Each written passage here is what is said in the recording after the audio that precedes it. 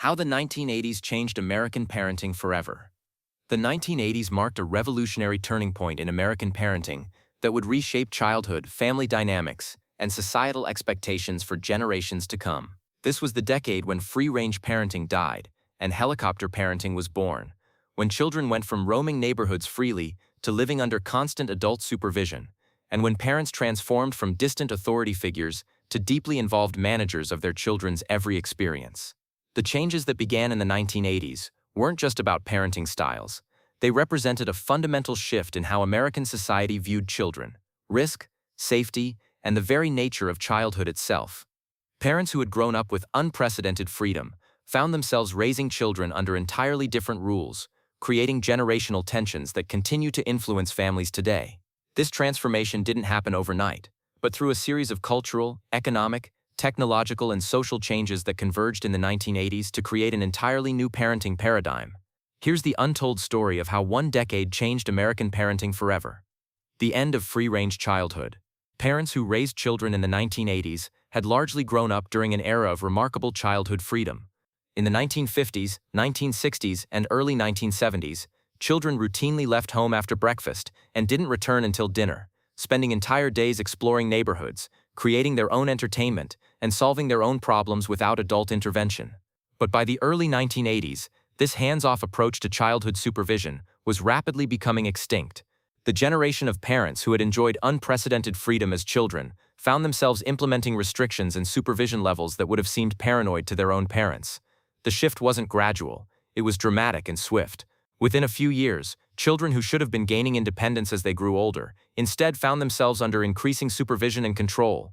The age at which children were allowed to walk to school alone, play in parks unsupervised, or spend time at friends' houses without extensive parental communication rose dramatically. Parents began scheduling and structuring their children's time in ways that previous generations would have found incomprehensible. Spontaneous neighborhood play gave way to organized playdates. Casual after-school activities became structured programs with adult supervision. Children's natural tendency to wander and explore became a source of parental anxiety rather than pride in their growing independence. The concept of children checking in with parents evolved from occasional contact to constant communication. Parents wanted to know not just where their children were, but who they were with, what they were doing, when they would move to different locations, and how they were feeling about their experiences.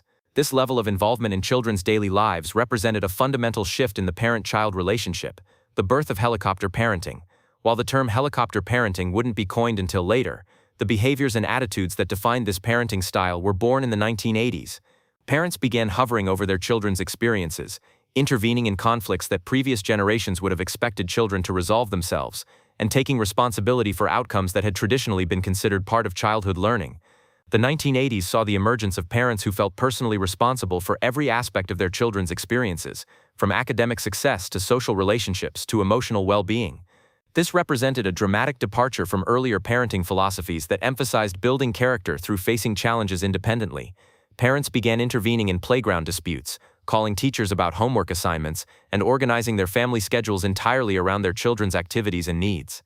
The idea that children should adapt to family life gave way to the concept that family life should be organized around children's optimal experiences.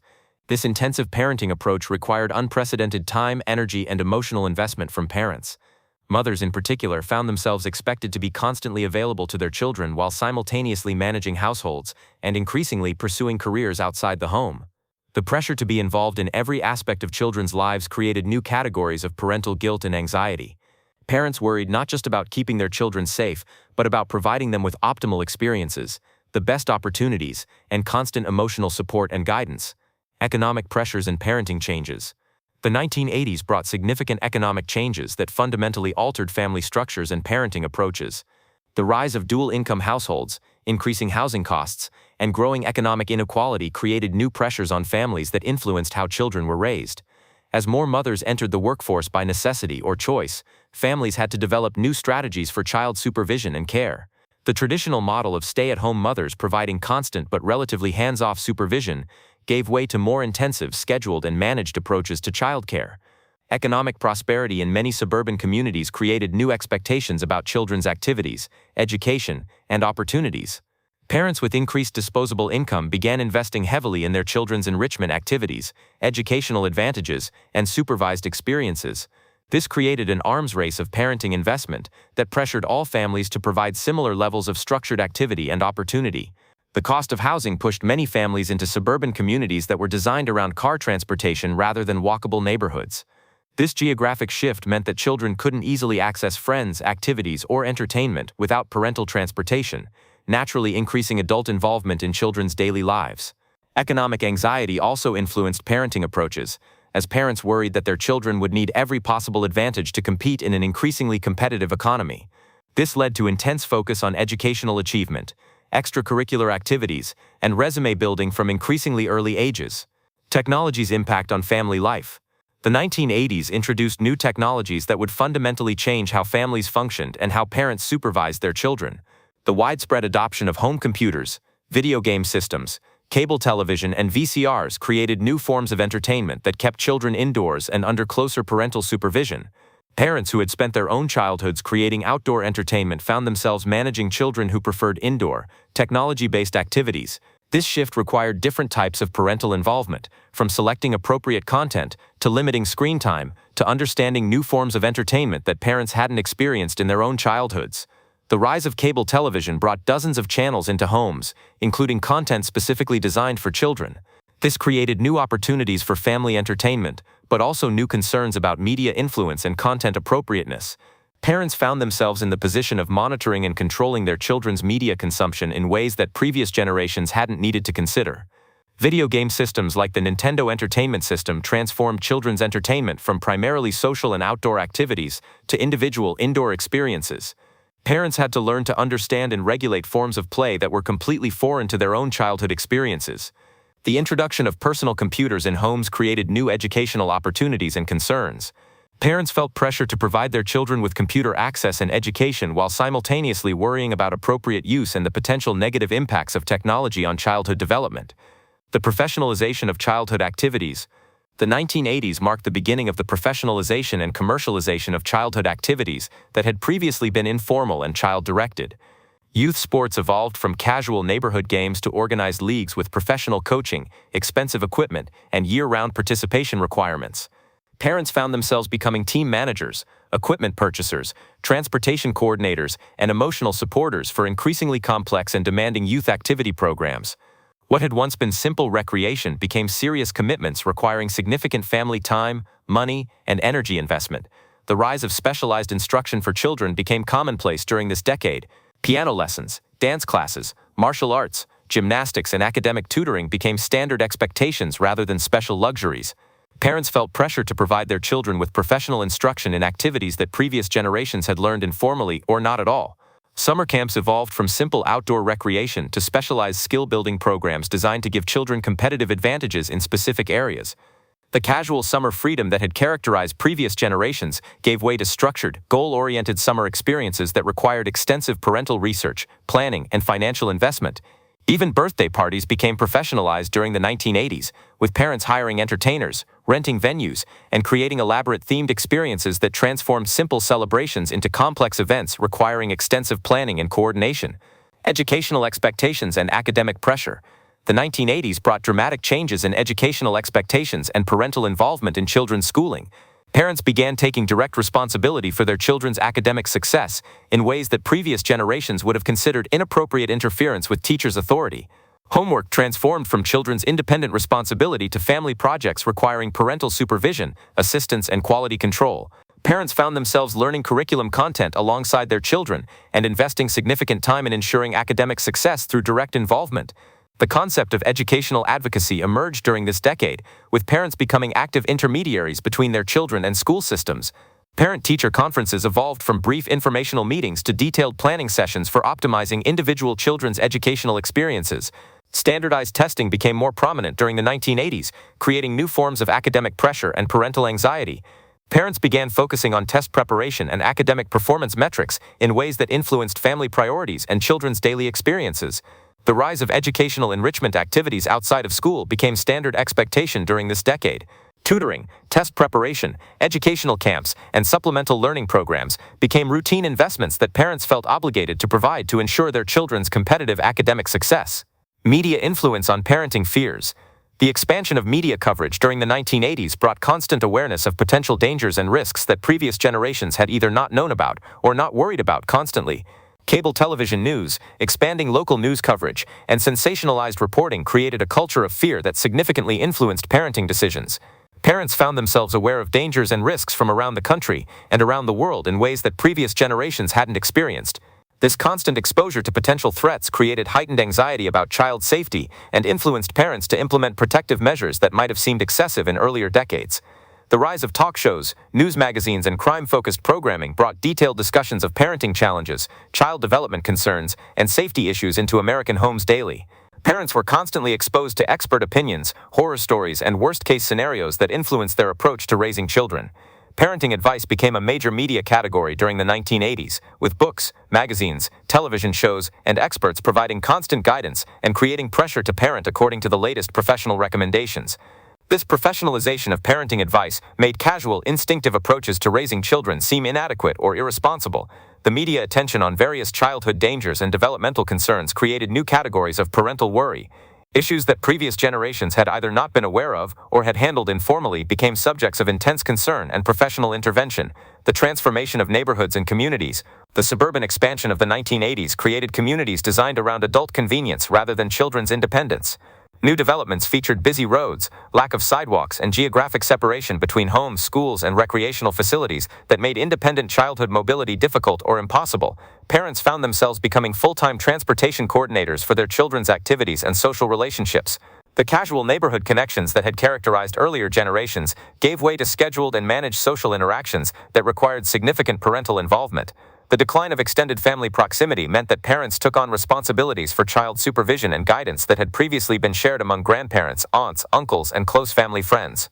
This concentration of responsibility on nuclear families created new pressures on parents to provide comprehensive guidance and support. Community institutions that had previously provided informal child supervision, corner stores, neighborhood businesses, local gathering places, either disappeared or became less central to daily life. This meant that children had fewer trusted adults in their daily environment and required more direct parental supervision. The rise of planned communities and suburban developments created environments that were safer in many ways but also more isolated and requiring of parental management for children to access friends, activities, and independence experiences. The working parent revolution. The 1980s saw a dramatic increase in dual-career families and working mothers, creating new challenges for child supervision and family management. Parents had to develop new strategies for ensuring their children's safety and development while managing professional responsibilities. The rise of after-school programs, organized childcare, and supervised activities partly responded to the need for child supervision when parents were working. However, this shift also contributed to the professionalization and structuring of children's time that characterized the decade. Working parents often compensated for their physical absence by becoming more intensively involved in their children's lives during available time. This led to concentrated, high-quality family time that was often more scheduled and managed than the casual family interactions of previous generations. The guilt and anxiety that many working parents experienced about balancing career and family responsibilities influenced parenting styles toward more intensive involvement and higher investment in children's activities and experiences when parents were available. Childcare decisions became major family investments requiring extensive research, evaluation, and financial commitment. Parents found themselves choosing between various forms of professional childcare that previous generations hadn't needed to consider. Social and cultural shifts. The 1980s brought significant cultural changes that influenced family life and parenting approaches. The rise of individualism, consumer culture, and therapeutic approaches to personal problems created new expectations about parenting in childhood. Parents began viewing their role not just as providers of basic needs and moral guidance, but as facilitators of their children's self-esteem, personal fulfillment, and individual achievement. This therapeutic approach to parenting required new skills and created new categories of success and failure in child rearing. The consumer culture of the 1980s influenced parenting through increased focus on providing children with material advantages, educational opportunities, and experiential benefits. Parents felt pressure to purchase the right products, choose the right activities, and create the right environment for optimal child development. The rise of self-help culture and psychological awareness influenced parenting toward more conscious, intentional approaches to child development. Parents began analyzing their own parenting behaviors and seeking professional guidance for situations that previous generations had handled through tradition and instinct. The changing roles of women in society created new expectations about motherhood that combined traditional nurturing responsibilities with professional achievement and personal fulfillment. This created complex challenges for balancing different aspects of life and new guilt about not being able to excel in all areas simultaneously. The long-term impact on American families. The parenting changes that began in the 1980s created lasting effects that continue to influence American families today. The children who were raised under these new intensive parenting approaches became adults with different expectations about parent-child relationships, different comfort levels with independence, and different approaches to risk and safety. The economic investment model of parenting that emerged in the 1980s created financial pressures on families that continue to escalate. The expectation that parents will provide extensive educational, recreational, and developmental opportunities for their children has become a major factor in family financial planning and decision-making. The intensive supervision and management approach to parenting has influenced children's development of independence, problem-solving skills, and comfort with risk-taking. Young adults who were raised under these approaches often struggle with decision-making, conflict resolution, and independence in ways that concern educators and employers. The professionalization of childhood activities has created industries and expectations that continue to expand, with families feeling obligated to provide increasingly sophisticated and expensive opportunities for their children's development and recreation. The generational divide. Parents who implemented these new approaches in the 1980s often felt conflicted about the differences between their own childhood experiences and the childhood they were providing for their children. Many recognized that they were giving their children more supervision, more opportunities, and more protection, but also less freedom, less independence, and less casual joy. The children raised under these new approaches became adults with different expectations about parent-child relationships and different comfort levels with independence and risk. This has created ongoing generational tensions as these adults become parents themselves and navigate between the intensive parenting they experienced and their desire to give their own children more freedom. The 1980s parenting transformation also created new categories of judgment and competition among parents. The intensive investment approach meant that parenting choices became more visible and comparative, creating pressure to match or exceed other families' investments in their children's development and opportunities. The enduring legacy. The parenting revolution that began in the 1980s fundamentally altered American childhood and continues to influence family life today.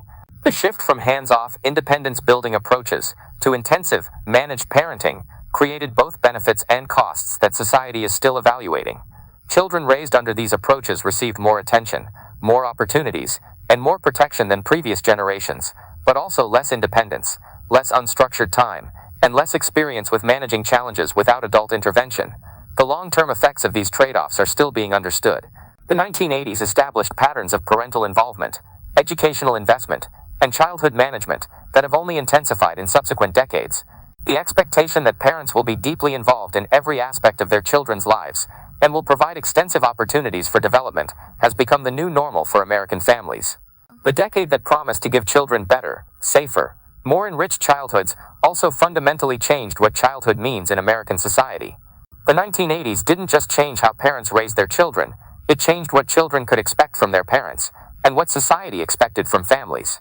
Looking back, the 1980s represents a turning point, when American society decided that childhood was too important to leave to children, and that parenting was too complex to leave to instinct and tradition.